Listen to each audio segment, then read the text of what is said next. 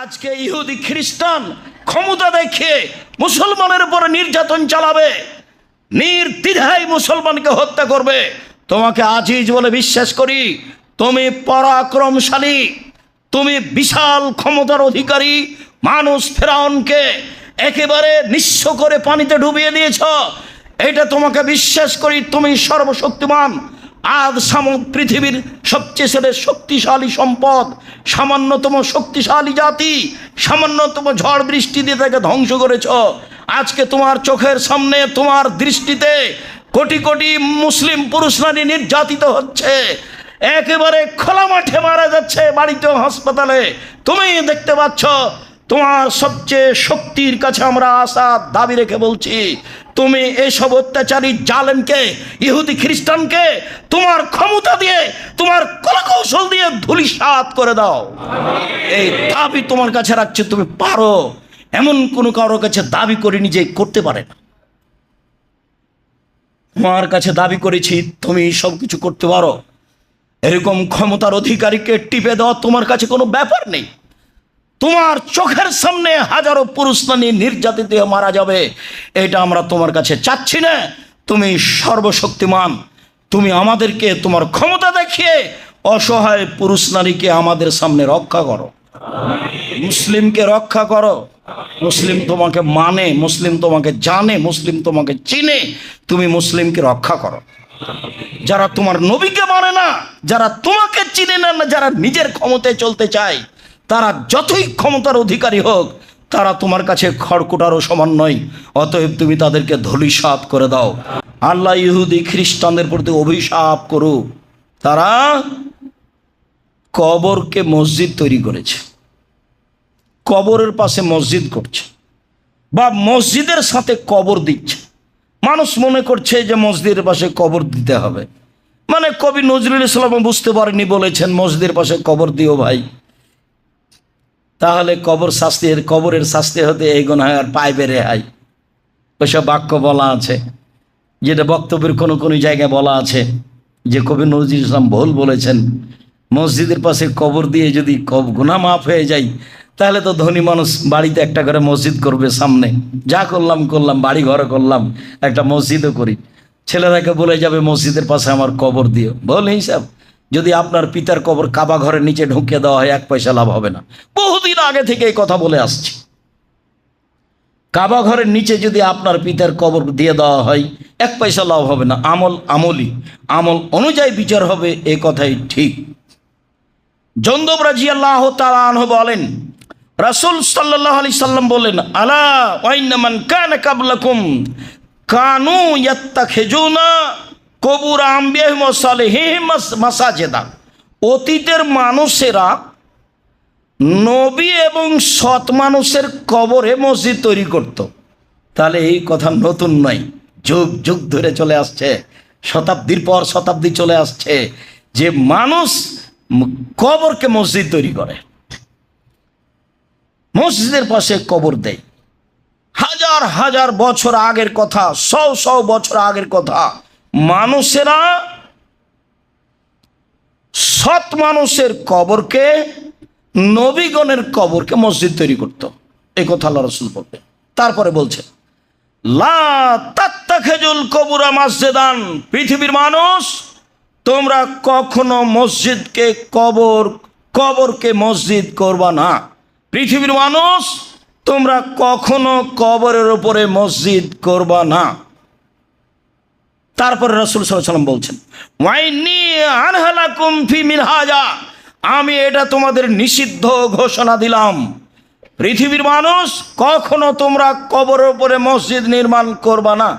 ঢাকা শহরে মসজিদের ভিতরে কবর আছে, কোনো পথ নেই 24 ঘন্টার মধ্যে মসজিদ ভেঙে দিতে হবে, আর না হয় ওখান থেকে কবর সরাতে হবে। যদি মসজিদের নামে জমি অক্ষ হয়ে থাকে আগে থেকেই, তাহলে কবর সরাতে হবে, যে কোনো একটা পথে যেতে হবে। কঠোরভাবে বলা আছে। রাসূল সাল্লাল্লাহু আলাইহি সাল্লাম বলছেন, লা তাজলিসু আলাল কবুরে, পৃথিবীর মানুষ তোমরা কবরের উপরে বসো না। ওয়ালা তুসাল্লু ইলাইহা, কবরের দিকে মুখ করে সালাত আদায় করো না। ওয়ালা তুসাল্লু আলাইহা, কবরের ওপরে সলাত আদায় করো না। ওলা তুসাল্লু বাইনাহা, কবরের মাঝে সলাত আদায় করো না। কবর ডান দিকে থাকলে হবে না, বাম দিকে থাকলে হবে না, সামনে থাকলে হবে না, নিচে থাকলে হবে না। মসজিদের ডানে কবর থাকলে মসজিদে সলাৎ চলবে না, মসজিদের বামে কবর থাকলে মসজিদে সলাৎ চলবে না, মসজিদের সামনে কবর থাকলে মসজিদে সলাৎ চলবে না, মসজিদের নিচে কবর থাকলে মসজিদে সলাৎ চলবে না। কঠোরভাবে না করা আছে। একাধিক দিন আমরা পত্রিকায় লিখেছি, আলিতে সম্পত্রিকায়। আপনি দয়া করে পত্রিকাটা পড়বেন।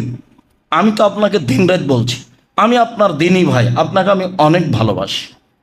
আমি মানুষ হিসাবে চেষ্টা করছি সঠিক ধর্ম আপনার কাছে পৌঁছানো, জেনে শুনে সজ্ঞানে। পৃথিবীর কোনো সুবিধার জন্য আমি কোনোদিন আমার জীবনে ধর্ম জাতির সামনে পেশ করিনি। যার কারণে আপনাকে আমি অনুরোধ করি, জুমার দিনে আপনি সহ, আপনার মা বোন সহ, আপনার ভাই বন্ধু ভাবি আত্মীয় স্বজন সহ সবাই আসার চেষ্টা করবেন। আমি আপনার কিছু না কিছু উপকার করবই ইনশাআল্লাহ, জুমার খুতবার শুরু থেকে নিয়ে শেষ পর্যন্ত। যাওয়ার সময়তে যেসব বই পুস্তকগুলো আছে সেসব বই পুস্তকগুলো সাথে নিয়ে যাওয়ার চেষ্টা করবেন। আপনার যদি নিজে প্রয়োজন না থাকে, তা আশেপাশে তো অনেক বেদাতি মানুষ আছে, নেই পাপের কাজকে নেকির কাজ মনে করছে। সেটা শিরক হতে পারে, সেটা বিদাতও হতে পারে। দুনিয়াতে দুইটা পাপ আছে, মানুষের ধারণায় সেটা নেকির কাজ। দুনিয়াতে দুইটা পাপ আছে, সেটা মানুষের ধারণায় নেকির কাজ। দুনিয়াতে দুইটা পাপ আছে, যে পাপের নিজস্ব ক্ষমতা আছে, অন্যান্য পাপের নিজস্ব ক্ষমতা নেই। মানুষের ধারণায় নেকির কাজ, অথচ সেটা পাপ। সেটা কি? বিদাত। সেটা কি? শিরক। আর এর নিজস্ব ক্ষমতা হলো বিদাত ইবাদাত কবুল হতে দেবে না যতদিন আপনি না ছাড়বেন। লাইক বলা আনহা আদল সারফ, তার ফরজ ইবাদাত কবুল হবে না, তার নফল ইবাদাত কবুল হবে না ও যদি বিদাত করে তাহলে। আর শিরক মানে অতীতের সব নেকি গেছে। ঢাকা বিমানবন্দরে নেমে আপনার ছেলে এসেছে দামি গাড়িটা নিয়ে আপনাকে নিয়ে যাবে, গোলাপ শাহের মাজারের পাশ দিয়ে যাচ্ছিলেন, 10 টাকা আপনি গোলাপ শাহের মাজারে দিয়ে দিয়েছেন। হজের যদি এক নেকি থাকে, সুবহান আল্লাহর যদি এক নেকি থাকে, তাহলে ইসলাম ধর্ম মিথ্যা। আপনার এক নেকি থাকলো না, এ কথাই ঠিক। আমি যদি বুঝাতে না পারি তাহলে আমি অক্ষম। শরীয়ত ঠিকই আছে, আমার অক্ষমতার ধরুন আপনাকে আমি বুঝাতে পারিনি। এটাই চূড়ান্ত যে দুনিয়াতে দুইটা পাপ আছে, যেই পাপের নিজস্ব ক্ষমতা আছে, যেটা মানুষের ধারণায় নেকির কাজ অথচ তা পাপের কাজ। 1 শিরক, 2 বিদাত। শিরক করলে আল্লাহকে অপমান করা হয়, অতীতের নেকি নষ্ট হয়ে যায়। বিদাত করলে রাসূলকে অপমান করা হয়, ইবাদত কবুল হয় না। নবী বলেছেন এলামলাম, আর মুরব্বী বলছে বাড়ি থেকে এহরাম বাঁধলে চলবে। তো রাসূল কেন এসেছেন আমি এখন কি দিয়ে বলি? কি ছাই করতে আল্লাহ নবী আসলেন? নাউজুবিল্লাহ মিন জালিক। নবী তো আমার আপনার জন্য এসেছেন। পৃথিবীর কোনো মানুষের যে কথা চলে না, একমাত্র মুহাম্মদ সাল্লাল্লাহু আলাইহি ওয়াসাল্লামের কথা চলে। ওমর যদি বলেন কাল থেকে এহরাম বাঁধতে হবে স্ব স্থান থেকে, সে কথা বাতিল। সম্মানিত দিনী ভাই বোন, আপাতত আজকের মতো আমরা শেষের স্থানে চলে আসলাম। এই বিষয়ে সময়ে কথা আরও বেশি হবে। কবর নিয়ে আল্লাহ রাসূলের কঠোর কথা আছে। উঁচু কবর ভেঙে দিতে বলেছেন, যেমনভাবে তিনি বলেছেন যে ছবি মূর্তি ভেঙে দাও, লা তাদা তেমসালেন লা তমাস্তাহ আলী, তুমি ছাড়বে না কোনো ছবি মূর্তি ভাস্কর্য, সবকে ভেঙে চৌচির খান খান করে দাও। আলী তুমি ছাড়বে না কোনো উঁচু কবর, সবকে ভেঙে সমান করে দাও। হাদিস মুসলিম, একাধিক সহিহ হাদিস। মসজিদের উপরে কবরের উপরে বসা নিষেধ, কবরকে পাকা করা নিষেধ, কবরের উপরে গম্বুজ বানানো নিষেধ, কবরে কোনো আলো কিছুর ব্যবস্থা করা নিষেধ, কবরের নাম ঠিকানা লেখা নিষেধ। বলা ইউক্তাব আলাইহি, কবরের উপর কিছু কিছু লেখা যাবে না। আপনার নামটা সুন্দর করে লিখে দিতে হবে, এর কোনো প্রয়োজন নাই। যা কিছু করবেন কিছুই হবে না। ওই লোকটা মারা গেল, সবাই বলছে যে ও তো মোরতাদ, সে কবি, এমন কবরে ফুল চাপালো। আমি আর কি বলি, ওকে কবরে মায়ের একাকার করে দিল, আর এরা বলছে ফুল চাপিয়ে সিক্ত করলো কবরকে, ফুল দিয়ে সিক্ত করলো কবরকে। ধর্ম পাগল হয়ে গেছে। কবরের শাস্তি মানুষের হাতে এসেছে। কবরে ফুল দিয়ে কবরকে সিক্ত করলো, কবরবাসীকে শীতল করে দিল ফুল দিয়ে। ধর্ম কি এমন? বিবেচনা করতে হবে মরার আগে। মরে বিবেচনা করে কোনো লাভ নেই। আমি আর আপনি লাশ মাত্র। আজকে মানুষ, একটু পরে লাশ, কিছুই না, কোনো কিছু করার নাই।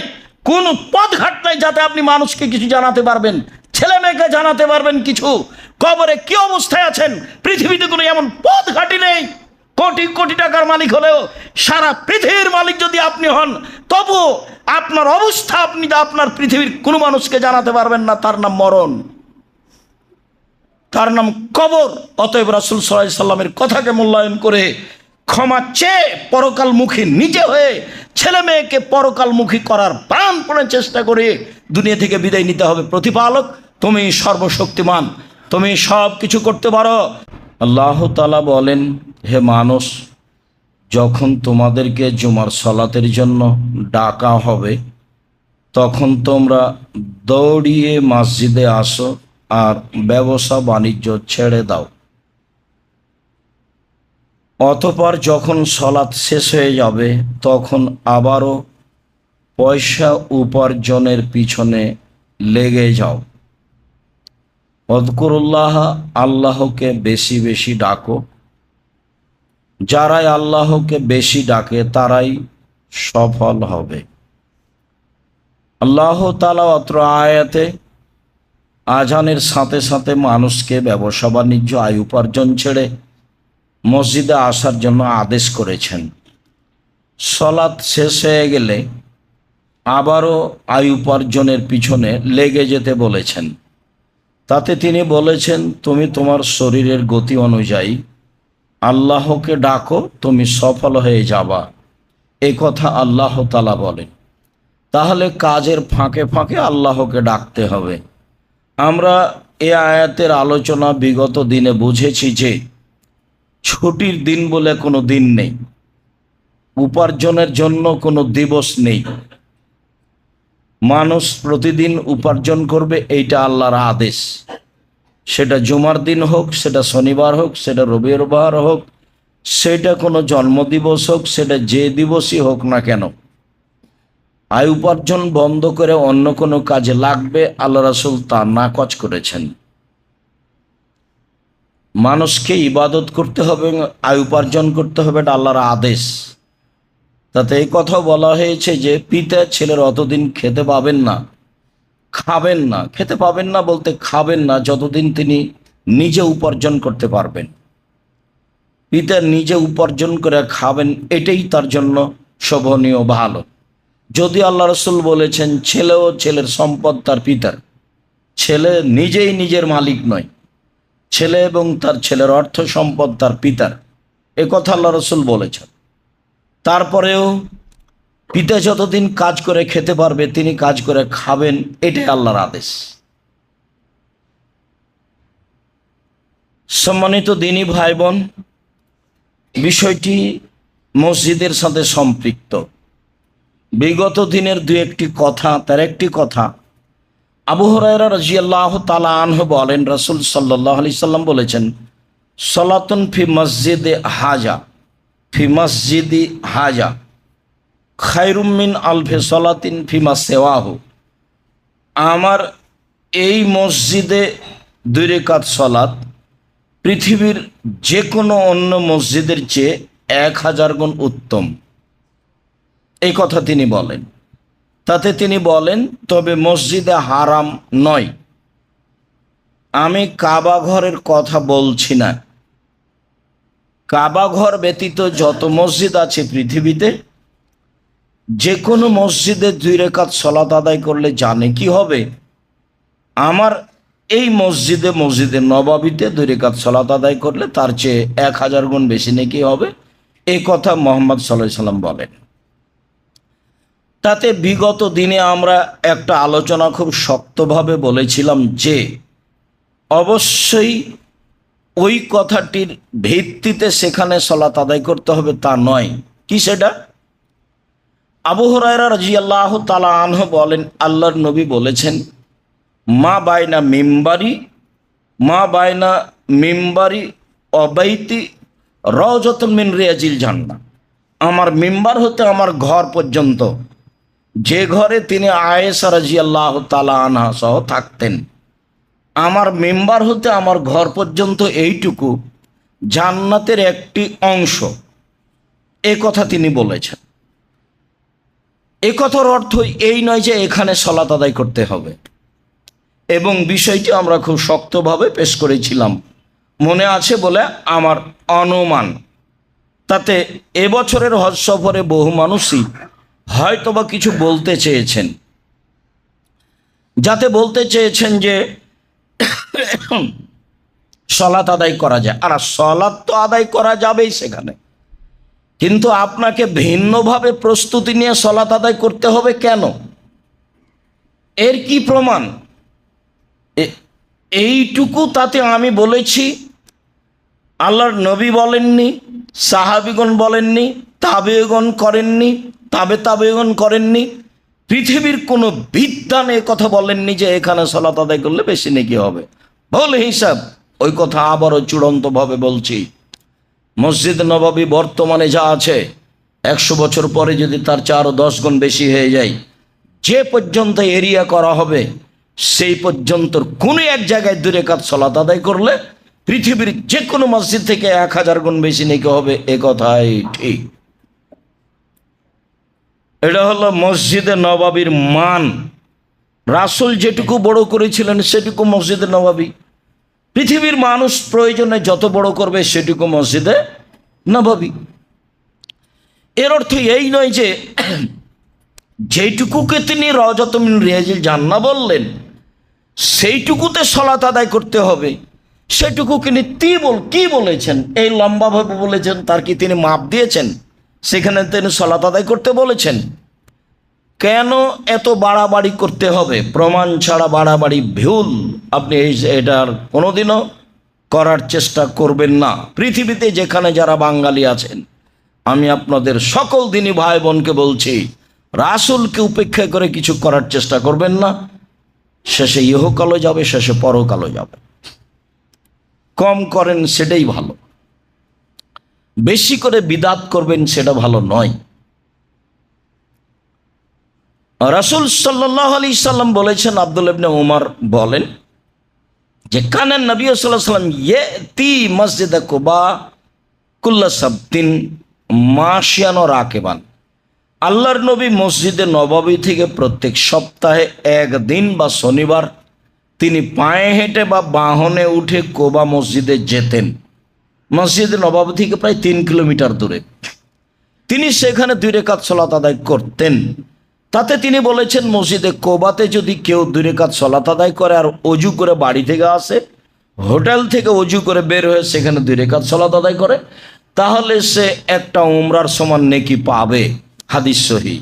এ কথাই ঠিক। মসজিদে নববীতে গিয়ে 40 ওয়াক্ত সালাত আদায় করতে হবে, 5 8 40, তার মানে 8 দিন থাকতে হবে। সেই সুবাদে সব হাজিকে নিয়ে এসে মদিনায় 8 দিন রাখা হয়। কাবা ঘরে জামাত ধরার প্রয়োজন হয় না, আর মসজিদে নববীতে জামাত ধরতে হবে, আর 40 ওয়াক্ত সালাত আদায় করতে হবে, তাহলে দুনিয়া হয়ে যাবে। এত বড় নোংরা জঘন্য বর্বর কথা রাসূল সাল্লাল্লাহু আলাইহি ওয়াসাল্লামের নয়। বল হিসাব যেখানে আল্লাহ রাসূল বলেছেন যে 40 দিন তাকবীরে তাহরিমা পাবে, 40 দিন জামাতের সলাতে তাকবীরে তাহরিমা পাবে, সেটা জঙ্গলে জামাত হোক না হলে মসজিদে জামাত হোক, জামাতে যদি মানুষ 40 দিন তাকবীরে তাহরিমা পায়, তাহলে তার 2টা কাজ। 1, জাহান্নামের তালি থেকে নাম কেটে দেওয়া হবে। 2, মুনাফিকি তালিকা থেকে তার নাম কেটে দেওয়া হবে। মুনাফিকি তালিকায় তার নাম থাকবে না, আর জাহান্নামের তালিকায় তার নাম থাকবে না। এই কথা মুহাম্মদ সাল্লাল্লাহু আলাইহি সাল্লাম বলেন। মসজিদে নববীতে 40 ওয়াক্ত সালাত আদায় করতে হবে। মসজিদে রাসূলের কবরের কাছে গিয়ে হাত বাড়িয়ে সালাম দিতে হবে। রাসূল আপনাকে হাত বাড়িয়ে সালাম দিবে। হজের নামে টাকাটি লস। এমনি তো আমি বলে থাকি, যারা হজ করতে যায় সারা পৃথিবীর মহিলা পুরুষ, তাদের 1 নাম্বার লস বানানো দোয়া পড়া। রাসূলের দোয়া দিয়ে হয় না, তখন তারা বানানো দোয়া পড়ে। এটা হলো 1 নাম্বার লস, মানে ও গেছে। 2 নাম্বার হলো প্রায় সবাই মুআল্লিমের সাথে ভালো আচরণ করতে পারে না বিভিন্ন কারণে।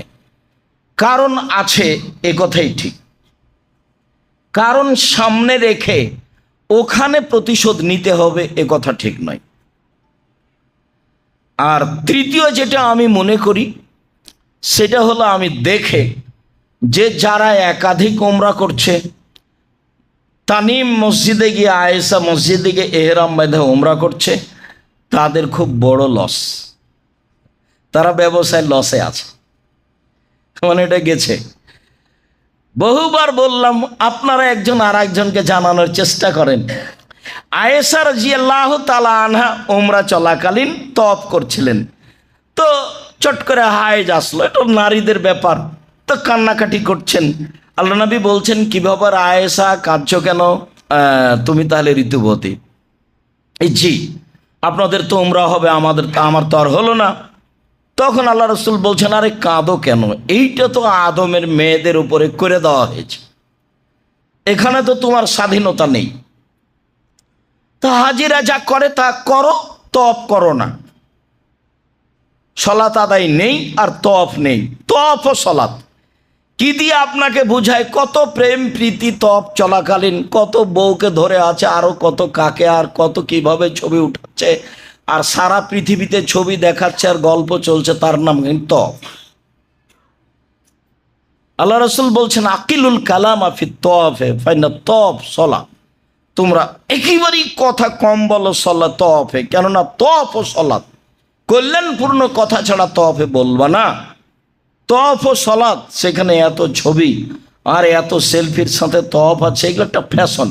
এই যে প্রতি রামাজানে যাচ্ছে আহাল পরিবার নিয়ে, এটা আস্ত ফ্যাশন। ফকির মিসকিন নেয়, দান করতে পারেন না, সেখানে দেশে ফকির মিসকিন পাওয়া যায় না। আরে ফকির মিসকিন যদি নাই পাওয়া যায়, তো শেষ পর্যন্ত তো জামিয়া সালাফে আছেই। সম্মানিত দিনী ভাই বোন, ধর্ম এমন নয় আপনি যেটা মনে করেছেন সেটা নয়। আর আরাফার মাঠকে মূল্যায়ন করার মতো তো পরিবেশ মানুষের থাকে না।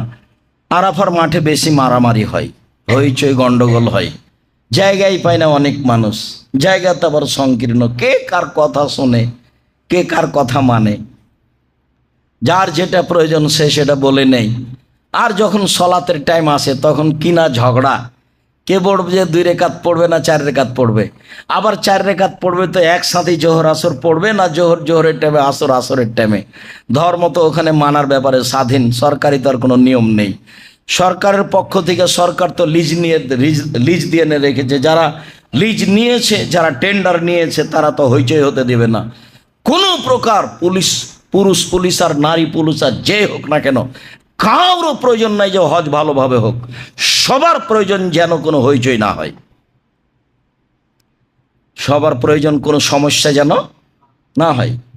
40% বেশি জায়গা ফাঁকা থাকে, কিন্তু আপনাকে যেতে দেবে না, ওখানে সলাত আদায় করতেও দেবে না। পাহারাদার দিয়ে আর পুরুষ আর নারী দিয়ে আর ওই যে ঘেরার বাড়গুলো দিয়ে কাবাঘর ভর্তি করা আছে, যেখান দিয়ে যাবেন সেটাই নিষেধ, মামনু, সব নিষেধ। আর আপনার কিছু করারও নেই, আল্লাহ মাফ করো। তো হজের নিয়ম কারণ, কে আরাফাকে মূল্যায়ন করবে? আরাফা তো হলো যখন গেছে, বলেছি, তারপরেও আসলে আবেগে বলছি আপনাকে, বলে তো গেছি, একদিন তো খুতবা এ বিষয় হয়েছে। তো আরাফার মাঠে তো 1 নম্বর কথা আগে থেকেই ছিল, লব্বাইক আল্লাহুম্মা লব্বাইক লব্বাইক লা শারীকা লাকা লব্বাইক ইন্নাল হামদা ওয়া নি'মাতা লাকা ওয়াল মুলক লা শারীকা লাক চলবে। আরেকটা দোয়া এসে যোগ হয়েছে, তাতে আল্লাহ রাসূল বলেছেন, খায়রুদ দোয়া ইয়ামে আরাফা, সবচেয়ে উত্তম দোয়া হচ্ছে আরাফার দোয়া। ওয়া খায়রু মা কালা আল আম্বিয়া মিন কাবলি, সবচেয়ে উত্তম দোয়া আমার পূর্বে নবীগণ বলেছেন এবং আমি যেটা বলেছি। তাহলে বোঝা যাচ্ছে এই দোয়া এই মাঠে পূর্বের সব নবী বলেছেন, তা হলো লা ইলাহা ইল্লাল্লাহু ওয়াহদাহু লা শারীকা লাহু লাহুল মুলকু ওয়া লাহুল হামদু ওয়া হুয়া আলা কুল্লি শাইইন কাদির। আর জোহর আসর একসাথে পড়ে নেওয়ার পরে এই যে হাত তুলে দোয়া শুরু হবে, কান্নাকাটি যে যা পারে, সূর্য ডুবা পর্যন্ত, এর নাম আরাফার মাঠ। আরাফার মাঠে আল্লাহ তাআলা বলেন ফেরেশতাদেরকে, ফেরেশতা দেখো তো আমার দাস দাসী এলোমেলো চুলে ধুলাবালি মেখে কি বলে। দেখো তো ফেরেশতা আমার দাস দাসী পুরুষ নারী এলোমেলো চুলে ধুলাবালি মেখে রোদের মধ্যে কি বলে। ওরা যা বলে সেটা আমি করে দিলাম। আল্লাহ রাসূল বলছেন, বেলাল একটু জনগণকে থামতে বলো, আমি জনগণকে থামতে, চুপ থাকতে বললাম, মানুষ তো অনেক। আল্লাহ রাসূল বললেন, জনগণ শোনো, জিবরাইল এখনই আমার কাছে এসেছিলেন। জিবরাইল আমাকে বললেন, মোহাম্মদ, আল্লাহ আপনাকে সালাম দিয়েছেন। এক। দুই, মোহাম্মদ, আল্লাহ তাআলা আরাফাবাসী এবং মুজদালিফাবাসীকে ক্ষমা করে দিয়েছে। তিন, আরাফাবাসী যারা আরাফায় উপস্থিত হয়েছে তাদের জিম্মেদারি আল্লাহ নিয়ে নিয়েছেন। সেখানে চলছে হইচই, কে কাকে মানে। আর আসরের পর থেকে হইচই, চলো চলো আগে গাড়িতে উঠো। গাড়িতে উঠলে আপনি দোয়া করতে পারবেন? কোথায় ব্যাগ, কোথায় বউ, কোথায় ছেলে মেয়ে, কোথায় কি, কোথায় ইবাদত গেছে ধুয়ে, শুধু খালি হইচই। যা দেখেছেন বা দেখছেন, যা বাস্তবে আপনি কোনোদিন গেলে দেখবেন। যাক, বলছিলাম, রাসূল সাল্লাল্লাহু আলাইহি সাল্লাম প্রত্যেক দিন, প্রত্যেক সপ্তাহে শনিবারে পায়ে হেঁটে বা বাহনে উঠে মসজিদে কোবাতে যেতেন। কোনদিন গেলে মসজিদে কোবাতে যেতে হবে 2 রাকাত সালাত আদায়ের জন্য। রাসূল সাল্লাল্লাহু আলাইহি সাল্লাম বলেছেন, তাতে কবুল হজের সমান নেকি হবে। উল্লেখ্য যে এখানে একটি কথা বিগত জুমায় হয়তো বা অনেক মহিলা বা পুরুষ বুঝতে পারেননি। সেটা হলো এই যে মসজিদের নববীতে 1000 গুণ বেশি নেকি হবে। আর বলেছিলাম কাবা ঘরে কি হবে? কাবা ঘরে 1,00,000 গুণ বেশি নেকি হবে। এই হাদিসটাতে একটু ত্রুটি রয়েছে, তবে লক্ষের বেশি হবে মর্মে যত হাদিস আছে সবই সই। লক্ষের বেশি, লক্ষের বেশি, লক্ষের বেশি, বোঝা যায় না কথা। তাতে মনে হয়েছিল বিগত জুমায় আলোচনার এক পর্যায়ে কিছু মহিলা বা কিছু পুরুষ বুঝতে ভুল করেছিলেন যে কাবা ঘরে লক্ষের বেশি, সব হাদিস লক্ষের বেশি, সব সহি। হজ করতে গিয়ে, উমরা করতে গিয়ে মানুষ যেটা লসে থাকে, লাভটা ভুলে গিয়ে, সেটা যেগুলো লসের কথা বললাম, আর লাভে যেটা ছিল সেটা করতে পারে না। সেটা হলো কাবা ঘরে তওয়াফের চেয়ে আর কোনো দামি ইবাদত নেই। তওয়াফ শুরু করলে পা যতবার উঠাবে তত 10টা পাপ মিটে যাবে আর 10টা নেকি লিখা হবে। পা নামালে 10টা পাপ মিটে যাবে আর 10টা নেকি লিখা হবে। আর রুকনে ইয়ামানি থেকে হাজরে আসওয়াদ পর্যন্ত গেলে তার পাপ মুছে দেওয়া হবে। এটা হলো তওয়াফ। তাতে আল্লাহ রাসূল বলেছেন 24 ঘন্টা সালাত চলবে, তওয়াফ চলবে, এখানে কোনো নিষিদ্ধ সময় নেই। তাতে তিনি বলেছেন 24 ঘন্টা সালাত চলবে, কোনো নিষিদ্ধ সময় নেই। 24 ঘন্টা তওয়াফ চলবে, তাতে কোনো নিষিদ্ধ সময় নেই। মনে রাখা ভালো হবে যে নিষিদ্ধ সময় পৃথিবীর সব মসজিদেই রয়েছে, কাবা ঘর ব্যতীত। মনে রাখা ভালো হবে যে নিষিদ্ধ সময় পৃথিবীর সব মসজিদে রয়েছে, কাবা ঘর ব্যতীত। কাবা ঘরে কোনো নিষিদ্ধ সময় নেই। 2 রাকাত সালাত আদায় করলে 1,00,000 রাকাতের বেশি নেকি হবে, এ কথাই ঠিক। তওয়াফ করলে এমন নেকি হবে, এ কথাই ঠিক। সেখানে হাজি ঘুমিয়ে আছে আর মসজিদের নববীতে গিয়ে 40 ওয়াক্ত সালাত ধরবে, তাই দৌড়াদৌড়ি লেগেছে। জবাব মুআল্লিমকে দিতে হবে। যারা দায়িত্ব পালন করছে, যারা বই লিখেছে, তাদের দিতে হবে। আমার বুঝে আল্লাহ আমাকে মাফ করো, আমি আমার তদন্তে বলছি, আমার কথাই চূড়ান্ত এ কথা নয়। তবে আমার তদন্তে আমি বলছি 95 থেকে 98 জন, 1999 জন মানুষের হজ হয় না। এবং প্রায় বই মিথ্যা কথা লেখা আছে, 2-1টার কথা বলতে পারছি। প্রায় বই ধর্মের নামে মিথ্যা কথা আছে, হজের বই।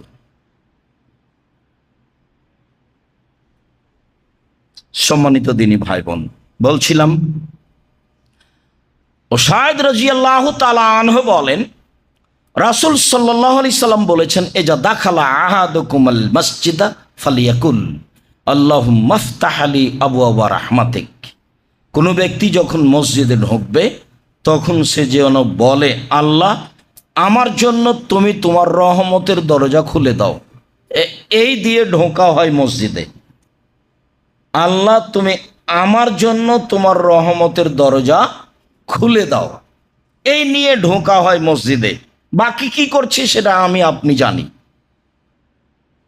ওয়াইদা খারাজা ফালিয়াকুল, আর যখন মসজিদ থেকে বের হবে তখন বলবে, আল্লাহুম্মা ইন্নী আসআলুকা মিন ফাদলিক, আল্লাহ আমি তোমার কাছে অনুগ্রহ চাচ্ছি। এখন কাজে নামবো,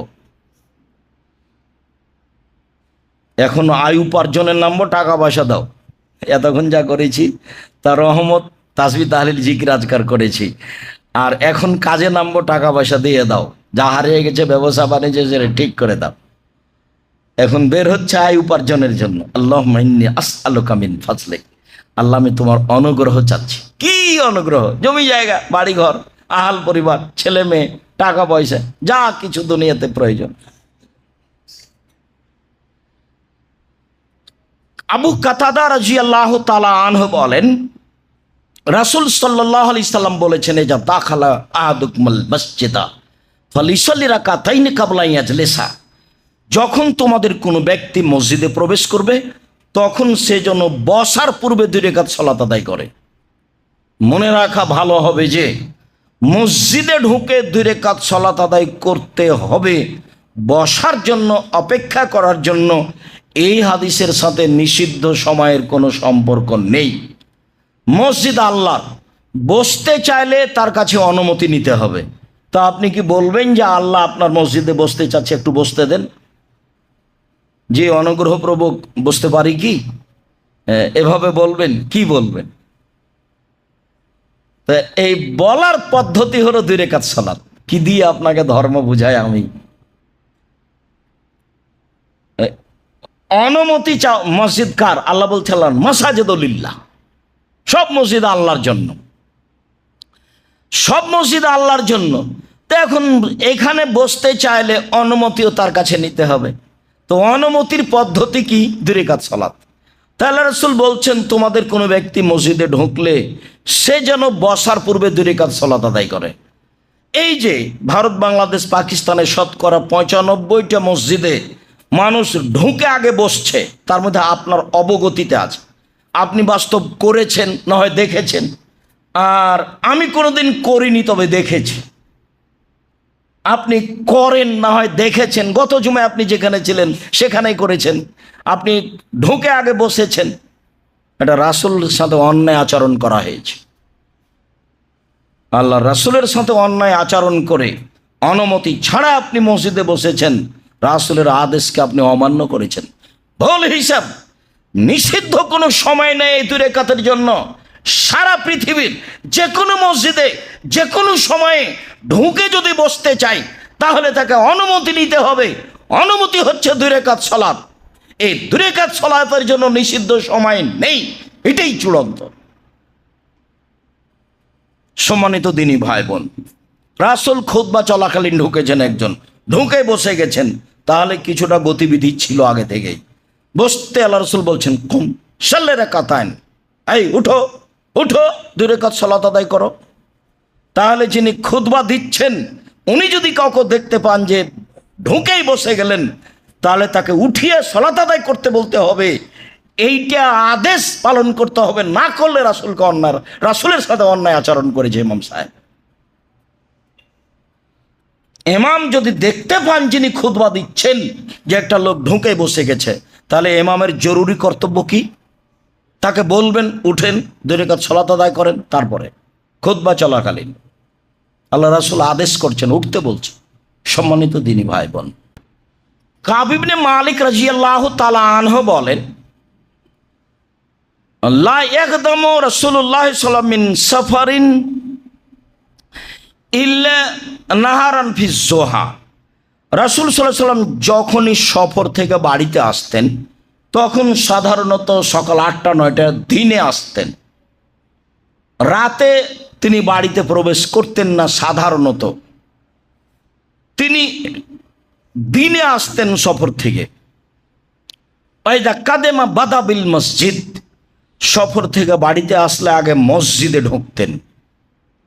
ফসল্লা ফিহে রাকাতাইনে, তারপর মসজিদে ঢুকে 2 রাকাত সালাত আদায় করতেন। সুমা জালাসা ফিহে, তারপর সেখানে বসতেন। তাহলে বাহির থেকে কেউ যদি বাড়িতে আসতে চাই সফর থেকে, তাহলে সফর থেকে বাড়িতে আসলে বাড়িতে ঢোকার সুন্নাত কি? আগে মসজিদে ঢুকতে হবে, মসজিদে ঢুকে 2 রাকাত সালাত আদায় করতে হবে। মানুষজন কেউ থাকলে ওখানে বসে একটু কথা বলতে হবে, 2-1 মিনিট 2-4 মিনিট, তারপরে বাসায় আসতে হবে। এটাই সুন্নাত।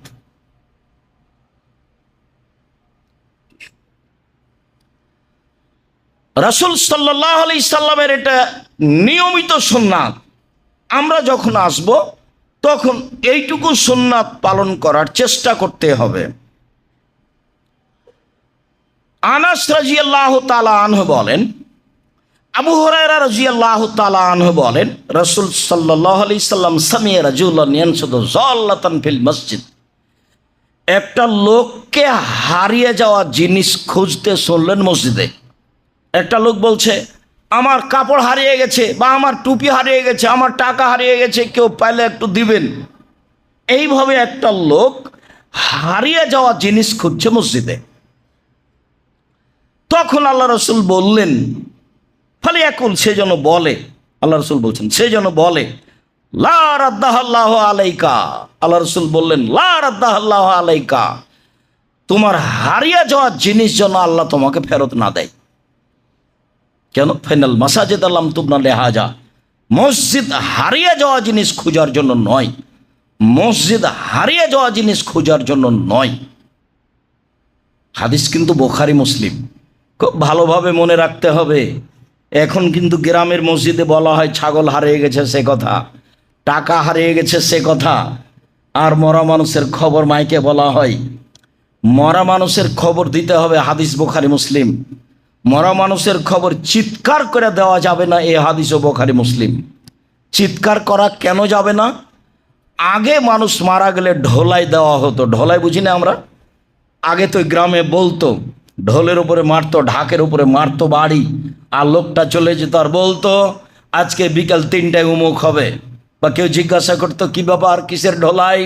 বলে আজকে অমুক জায়গায় কাছারিতে বিকাল 3টায় বৈঠক আছে, এরকম কিছু বলা হতো। এরকম চিৎকার করে বলা হতো, যেই চিৎকার মাইকিং করে বলছে অমুক ব্যক্তি তার নিজ বাসভবনে বা হাসপাতালে ইন্তেকাল করিয়েছেন, মারহুমের জানাজা বিকাল 3টায় অনুষ্ঠিত হবে, আপনারা সবাই মিলে জানাজা অংশগ্রহণ করে অশেষ সওয়াবের ভাগীদারি হন। ধর্ম পাগল হয়ে গেছে। ধর্ম এখন মানুষের হাতে, হজ মানুষের হাতে, নিজের ব্যাপার। কি দিয়ে আপনাকে বলি, যা 2013 সালে ঘটেছিল আজকে তাই ঘটেছে। সেদিন 29 তারিখ ঢাকা হাজি ক্যাম্পে ঢুকলাম, চামড়ার স্যান্ডেলগুলো পায়ে আছে, মুরব্বী মানুষ, 24 বছর থেকে এখানে মানুষকে হজের নিয়ম কানুন শেখাচ্ছে। ঢুকতে আমাকে বলছে স্যান্ডেলটা খুলেন। কেন কেন স্যান্ডেল খুলতে হবে? যে এহরাম পরলে এই স্যান্ডেল চলবে না। কে বলেছে আপনাকে এই কথা? ধর্ম কি আপনার বাপের সম্পত্তি? ধর্ম কি পৈতৃক সম্পত্তি নাকি? কতদিন থেকে আপনি এই কাজ করেন? 24 বছর থেকে। 24 বছর থেকে মানুষের হজ নষ্ট করেছেন। এহরাম আমি জুতা পরিবর্তন করব কেন? কে আপনাকে কথা বলেছে? যান আপনি বলে দিন আজ থেকে, 24 বছর থেকে আমি মানুষের হজ নষ্ট করেছি। আব্দুর রাজ্জাক বিন ইউসুফ বলেছেন, রাসূল সাল্লাল্লাহু আলাইহি সাল্লাম এহরাম বাঁধার জন্য জায়গা উল্লেখ করেছেন। ভারত, বাংলাদেশ, পাকিস্তান এলামলাম এহরাম বাঁধবে, এমনও তার অন্তর্ভুক্ত। তাতে তিনি বলেছেন এমানবাসীর জন্য এলামলাম। তারপরে তিনি বলেছেন হুন্না লাহুন্না, এইসব এলাকার জন্য এই জায়গা। তারপরে তিনি বলেছেন ওমান আতা আলাইহিন্না, সারা পৃথিবীর মানুষ যারা এমানের উপর দিয়ে পার হবে, এই জায়গার উপর দিয়ে তারা এলামলামে এহরাম বাঁধবে। ভারত, বাংলাদেশ, পাকিস্তানের মানুষ, ঢাকা থেকে যাক, করাচি থেকে যাক, বোম্বাই থেকে যাক, কলকাতা থেকে যাক, সব বিমান এলামলামের উপর দিয়ে পার হয়। এবং বৈমানিকের পক্ষ থেকে বলা হয় এখন থেকে নিয়ে 30 মিনিটের মধ্যে বিমান এলামলামের উপর দিয়ে পার হবে, এই কথা বলা হয়। এবং অনেক বিমানে বলা হয় এহরাম এহরাম এহরাম। আপনি কাপড় পরেছেন ভালো কথা, অসুবিধা হতে পারে বিমানে, এইখানে আপনাকে লাভবাহিক বলতে হবে কেন? ভদ্রলোক বলছে যে বাড়ি থেকে এহরাম বাঁধলে হবে। আমি এখন কি বলতে পারি? তা আমার চট করে ধরা পড়েছে, এই কথা তো আমাকে 2013 সালে বলেছিল, এই মুরব্বি তাহলে বলেছিল। অনেক কিছু বললাম এখানে রুজি উপার্জন করতে হবে না। যদি কোথাও না পাওয়া যায় রুজি, তাহলে ভিক্ষা করে খেতে হবে। আপনি মুরব্বী মানুষ, ভিক্ষা করে খাওয়া লাগবে না। জামিয়া সালাফে আসেন, কোনো কাজ দেওয়ার চেষ্টা করবো ইনশাআল্লাহ।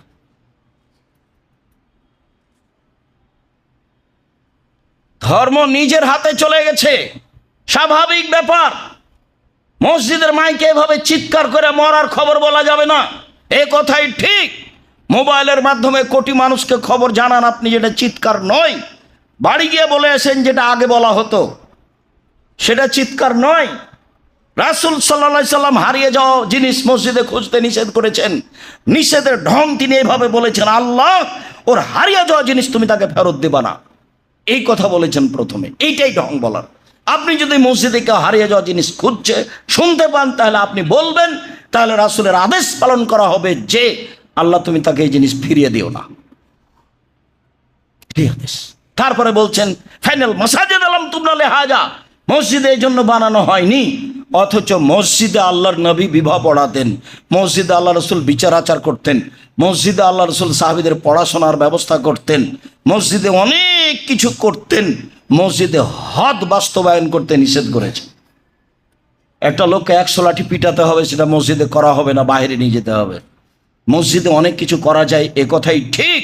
মানুষের সামাজিক, আবার অনেক কিছু করা যায় না, এ কথাই ঠিক। তার একটা হারিয়ে যাওয়া জিনিস মসজিদে খোঁজা যায় না, যা রাসূল সাল্লাল্লাহু আলাইহি সাল্লাম কঠোরভাবে নাকচ করেছে।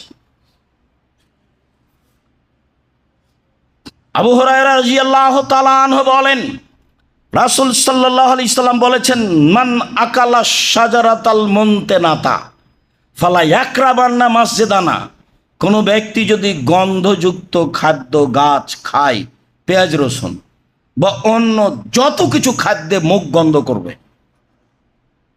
যত কিছু খাদ্য দুনিয়াতে আছে খাওয়ার পরে মুখে গন্ধ থাকবে, ফালা ইয়াকরাবান্না মসজিদানা, সে যেন আমার মসজিদের নিকটে না আসে। ওটা খাওয়া না যায় যে কথা নয়, ওটা আপনি খেতে পারেন, ওটা হালাল জিনিস, খেতে পারেন। কিন্তু খেয়ে আপনি মসজিদে আসবেন যখন আপনার মুখে গন্ধ আছে, তা নয়। কেন? ফাইনাল মালাইকাতা তাতাওয়াজ্জা মিম্মা ইয়াতাওয়াজ্জাল ইনসু মিনহু, যেখানে মানুষ কষ্ট পায় সেখানে ফেরেশতা কষ্ট পান, যেখানে মানুষ কষ্ট পায় সেখানে ফেরেশতা কষ্ট পান, যেখানে মানুষ কষ্ট পায় সেখানে ফেরেশতা কষ্ট পান, তাহলে ফেরেশতা আরো বেশি পান। জিবরাইল আলাইহিস সালাম আমাদের নবীকে বলতেন মুখ পরিষ্কার করেন। আমি এই কথা বলিনি যে জিবরাইল আলাইহিস সালাম মুহাম্মদ সাল্লাল্লাহু আলাইহি সাল্লামের মুখ গন্ধ করেন। যিনি আমার বিরুদ্ধে কথা বলেছেন, আমার কাছে তিনি কি চাইবেন? ক্ষমা। আল্লাহকে বলতে হবে আমার ভুল হয়েছে, আল্লাহ তুমি ক্ষমা করো। আল্লাহর নবী মানুষ, তার মুখে মানবিক গন্ধ ছিল, যার কারণেই তিনি যখন তখন মেশাক করতেন। কেন? তিনি নূরের তৈরি নন। আমি মানবিক গন্ধ বললাম তো আপনার গা জ্বলে উঠলো কেন? কেন জ্বলে উঠবে? যদি ঝকঝকাই মুখ থাকে তাহলে ঘুম থেকে উঠে মুখ পরিষ্কার করেন কেন? সালাতের পূর্বে তিনি মুখ পরিষ্কার করতেন কেন? বাহির থেকে ভিতরে ঢুকলে তিনি মুখ পরিষ্কার করতেন কেন? দেখেন, পবিত্রতার আলোচনায় বিস্তারিত বলা আছে। আবার আলোচনা ফিরিয়ে নিয়ে এসে দেখেন পবিত্রতার আলোচনা মেসাক নিয়ে আলোচনা করার সময়তে তিনি সেখানে, আমি একটা হাদিসের ত্রুটি আছে কিছুটা, সেটাও বলা হয়েছে যে আল্লাহ রাসূল বলছেন যে জিবরাইল যত আমাকে মুখ মেশক করার কথা বলছেন, তাতে মনে হচ্ছে আমি মুখের সামনের দিক ছিলেই ফেলি নাকি। জিবরাইল আলাইহিস সালাম কয়বার মুখ দাঁত পরিষ্কার করেন? দিনে একদিনও করেন না। কেন? তার এটা প্রয়োজন নাই, তিনি নূরের তৈরি। আর আমাদের নবী কিসের তৈরি? মাটির তৈরি। ভুল হিসাব, আপনার হিসাবই ভুল। মুহাম্মদ সাল্লাল্লাহু আলাইহি সাল্লাম নূরের তৈরি নন, মুহাম্মদ সাল্লাল্লাহু আলাইহি সাল্লাম মাটির তৈরি। তার পিতা ছিলেন, তার মাতা ছিলেন, তিনি স্বামী স্ত্রীর মাধ্যমে দুনিয়াতে এসেছেন। তিনি খেতেন, তিনি পেশাব করতেন, তিনি পায়খানা করতেন, তিনি মানুষ। তার স্ত্রী ছিল, তার চলাফেরা ছিল মানুষের মতো। তিনি মানুষের সঙ্গে উঠতেন, বসতেন, সামাজিক কথা বলতেন, সব কিছু করতেন। তিনি একটা মানুষ। আপনার আমার মধ্যে পার্থক্য, নবী সম্মানী পার্থক্য। নবী জিবরাইল তার কাছে আসেন, আমার কাছে আসেন না। আর আয়েশা রাদিয়াল্লাহু তাআলা আনহা বলছেন, জালা নবী বলছেন, আয়েশা তোমাকে জিবরাইল সালাম দিল। আয়েশা বলছেন, ঠিক আছে, আপনাকেও সালাম, জিবরাইলকেও সালাম। আপনি তো জিবরাইলকে দেখতে পান না, আমি তো দেখতে পাই না। এক বিছানায় তিনজন, জিবরাইল আলাইহিস সালাম, মুহাম্মদ সাল্লাল্লাহু আলাইহি সাল্লাম এবং আয়েশা রাদিয়াল্লাহু তাআলা, এক বিছানায় তিনজন, এক ল্যাপের নিচে তিনজন। বুখারী মুসলিমের হাদিস। অথচ আয়েশা রাদিয়াল্লাহু তাআলা দেখতে পান না কোথায় জিবরাইল। ওনার পদার্থ ভিন্ন, জিবরাইলের তৈরি পদার্থ ভিন্ন, মুহাম্মদ সাল্লাল্লাহু আলাইহি সাল্লামের তৈরি পদার্থ ভিন্ন। অতএব ইসলামকে ইসলামের গতিতে মুহাম্মদ সাল্লাল্লাহু আলাইহি সাল্লামের নীতিতে মেনে নিতে হবে, তাহলে আমি ভালো। মনে রাখতে হবে, চিরদিন বলে আসছি, এক গ্লাস পানি পান করতে যেই ধর্মে 5টা বিধান লাগে সে ধর্মে এমনি চলে না। এক গ্লাস পানি পান করতে যে ধর্মে 5টা বিধান লাগে: 1, ডান হাতে ধরতে হবে; 2, বিসমিল্লাহ বলতে হবে; 3, বসে পান করতে হবে; 4, 3 শ্বাসে পান করতে হবে; 5, বসে পান শেষে আলহামদুলিল্লাহ বলতে হবে। এক গ্লাস পানি পান করতে যে ধর্মে 5টা বিধান লাগে সে ধর্ম এমনিতেই চলে, মগের মুল্লুকের মতো। এ কথা ঠিক নয়। আনাস রাদিয়াল্লাহু তাআলা আনহু বলেন, রাসূল সাল্লাল্লাহু আলাইহি সাল্লাম বলেছেন, আল বোজা কফিল মসজিদে খাতিয়াতুন ওয়া কাফফারাতুহা দাফানুহা। মসজিদে থুথু ফেলা পাপ, গুনহা, সিকান, থুতু, শ্লেষা, ময়লা, আবর্জনা, আপনার জানা অনুপাতে যার নাম আবর্জনা, যার নাম ময়লা আপনি মসজিদে ফেলতে পাবেন না। আর যদি পড়েই যায় বা ফেলে দেওয়াই হয় তো কাফফারাতুহা দাফানুহা, এই পাপের কাফফারা হচ্ছে তা পরিষ্কার করতে হবে, মিটিয়ে দিতে হবে। আল্লাহ বলছেন ইব্রাহিম আলাইহিস সালামকে, বাপ বেটাকে মসজিদ পরিষ্কার করে রাখেন, যারা তওয়াফ করতে আসবে তাদের জন্য, যারা সালাত আদায় করবে তাদের জন্য। ইব্রাহিম আলাইহিস সালামকে বলছেন আল্লাহ, আর ইসমাইল আলাইহিস সালামকে বলছেন মসজিদ পরিষ্কার করে রাখেন। তাহের বাইতি আলিত তয়ফিন, আমার ঘর পরিষ্কার করে রাখেন। এবারে সরকারিভাবে মসজিদ নববীকে পরিষ্কার করা হয়। একটা খেজুরের বীজ আপনি যদি ফেলে দেন সেটা 3 মিনিট পড়ে থাকবে এটা মনে হয় না, 30 সেকেন্ডের মধ্যে সেটা উঠিয়ে নেওয়ার মানুষ আছে। হাজার হাজার লাখ লাখ কর্মচারী মানুষ আছে তাকে পরিষ্কার করার জন্য। তো ওই মসজিদই মসজিদ, সেখানে আপনার আবর্জনা পড়ে থাকে কি করে? সেখানে আপনি কেমন একটা কর্মচারী রেখেছেন, ওদিকে পেশাবখানা, ওইদিকে পায়খানা, ওইদিকে আবর্জনা, ওইদিকে ল্যাব, ওইদিকে তোষক, সব কিছু যতটুকু নাম সালাত আদায় করার জায়গা ততটুকু একবারে ঝকঝকে করে রাখবেন, এটাই ঠিক।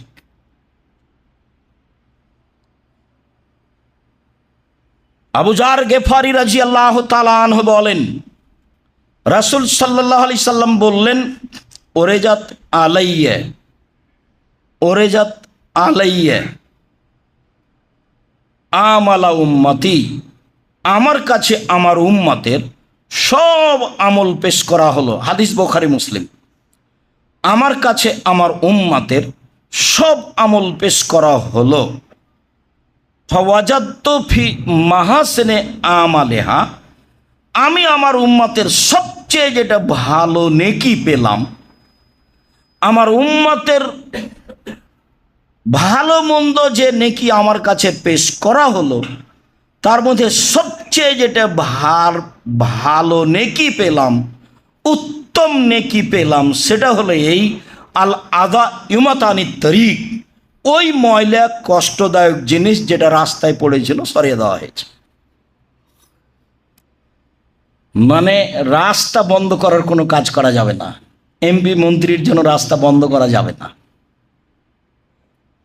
মিছিল বের করার জন্য রাস্তা বন্ধ করা যাবে না, কারফিউ জারি করে রাস্তা বন্ধ করা যাবে না। রাস্তার মান ভিন্ন। একাধিক হাদিস, আফজলুল ঈমান লা ইলাহা ইল্লাল্লাহ, সবচেয়ে উত্তম ঈমান লা ইলাহা ইল্লাল্লাহ, ওয়া আদনাহু মাতাদুল আযানিত তরিক, আর ঈমানের যেটা সবচেয়ে ছোট শাখা সেটা হলো রাস্তা থেকে কষ্টদায়ক জিনিস সরিয়ে দেওয়া। আপনার বাড়ির সামনে একটা কুকুর মরে পড়ে আছে, চেয়ারম্যানকেই সরাতে হবে? কে বলেছে? এমপিকেই সরাতে হবে? কে বলেছে? আপনি নিজে সরান, লেবার দিয়ে সরিয়ে দেন। এটা হচ্ছে লোককে বলে না তোকে 50টা টাকা দেবো, 200টা টাকা দেবো, কুকুরটা ধরে একটু কিছু করে বাইরে ফেলে দিয়ে আসো তো, রাস্তায় পড়ে আছে, মানুষের অসুবিধা হচ্ছে। সবচেয়ে যেটা ভালো নাকি আমার কাছে পেশ করা হলো সেইটা কি মনে থাকবে না? রাস্তাতে পড়েছিল কষ্টদায়ক জিনিস সরিয়ে দেওয়া হয়েছে, ওই নেকিটা আমার কাছে সবচেয়ে প্রিয় বলে পেশ করা হলো। নেকি তো অনেক আছে, তাহাজ্জুদের আছে, হজের আছে, সালাতের আছে, সিয়ামের আছে, কোরআন তেলাওয়াতের আছে, তাসবিহ তাহলিলের আছে, অনেক নেকির মাধ্যম আছে, কুরবানি আছে, ফকির মিসকিন খেতে দেওয়া আছে। তার মধ্যে সবচেয়ে যেটা আমার কাছে সুন্দর বলে পেশ করা হলো সেটা কি বলেন তো? রাস্তা থেকে কষ্টদায়ক জিনিস সরিয়ে দেওয়ার নেকিটা আমার কাছে সবচেয়ে ভালো নেকি বলে পেশ করা হলো। মানুষের চলাচলে যেন কোনো সমস্যা নেই না হয়। যেখানে রাস্তাতে সমস্যা হয়েছে সেখানে আল্লাহ রসুল বলেছেন এই ওটা তো ডবল করে দাও, বাড়িঘর ভেঙে ডবল করে দিতে হবে, বাড়ি অন্য জায়গায় সরাতে হবে। গন্ডগোল হলে রাস্তা ডবল হবে, যা ছিল তার। এটাই নিয়ম। রাস্তার ব্যাপারে রাসূল সাল্লাল্লাহু আলাইহি ওয়াসাল্লাম আপোষ করেননি। রাস্তায় যদি আপনার প্রাচীর, এই যে আপনার জেলার খবর আমি বলতে পারছি না, নারায়ণগঞ্জ যেখানে জামিয়া সালাফিয়া আছে, রাস্তার শেষ প্রান্তে প্রাচীর দিয়েছে, প্রাচীরের বাইরে গাছ লাগানো আছে, তো গাছটা কোথায় লাগিয়েছে? আপনার গাড়িটা এই তো চলে না একটু পরে, এইরকম করছেন কেন? প্রাচীরের শেষ প্রান্তে আপনি প্রাচীর দিয়েছেন, জমির শেষ প্রান্তে প্রাচীরের বাইরে গাছ লাগিয়েছেন, এটা কি? রাসূল সাল্লাল্লাহু আলাইহি সাল্লামের কাছে সবচেয়ে উত্তম আমল যেটা পেশ করা হলো আমলের মধ্যে সেটা এটা। তারপরে অমিন মাসাবিয়া আমালেহা, আমার উম্মতের সবচেয়ে যেটা খারাপ আমল আমার কাছে পেশ করা হলো সেটা হলো আন-নখাত ফিল মসজিদে তাকুনু ফিল মসজিদে লা তুদফানো, ময়লা মসজিদে পড়ে আছে সেটা সরানো হলো না। উনি জানেন যে এটা ময়লা, তারপর ও নিজে সরালো না, আর ওই গুনাহটা আমার কাছে সবচেয়ে খারাপ গুনাহ বলে পেশ করা হয়েছে। হাদিস কিন্তু বুখারী মুসলিম। আমি একজন অনুবাদক, এখানে মধ্যে কিছু আছে এটা বোঝার সুযোগ নেই। আমার কাছে যেটা সবচেয়ে খারাপ পাপ বলে পেশ করা হলো সেটা আপনার চোখের সামনে বা আপনার পক্ষ থেকে ময়লা মসজিদে পড়ে গেল, সেটা আপনি সরালেন না, সেটা হলো খারাপ পাপ বলে রাসূলের কাছে পেশ করা হলো, যা রাসূল সাল্লাল্লাহু আলাইহি ওয়াসাল্লাম বলেন। আবু হুরায়রা রাদিয়াল্লাহু তাআলা আনহু বলেন, রাসূল সাল্লাল্লাহু আলাইহি ওয়াসাল্লাম বলেছেন, মান কামা ইলা সলাহ, তোমাদের কোনো ব্যক্তি যদি সলাতে দাঁড়ায় তাহলে ফালা ইয়াবসুক আমামাহু, সামনের দিকে যেন থুথু না ফেলে। থুথুর তো প্রয়োজন হতেই পারে, নাকের আপনার শ্লেষার শিকানের প্রয়োজন হতেই পারে। তো কি করতে হবে? তোমাদের কোনো ব্যক্তি যদি সলাতে দাঁড়ায় তাহলে সে সামনের দিকে থুথু না ফেলে। কেন? ইন্নামা ইউনাজিল্লাহা, ও তো আল্লাহর সাথে চুপে চুপে কথা বলছে। আমিন ছাড়া সলাতের মধ্যে কোনো জায়গায় জোরে হবে না, সব চুপে চুপে।